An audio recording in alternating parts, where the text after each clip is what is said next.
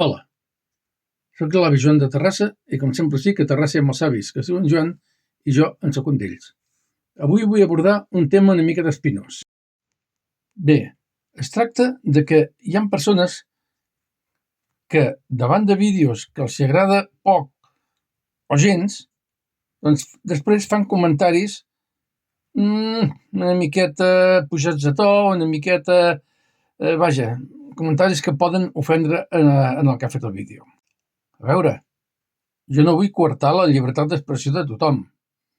L'únic que vull és intentar dir que la gent es moderi una miqueta a l'hora de fer certs comentaris, que pensin en els altres, que a vegades es pot tocar la fibra sensible de la gent.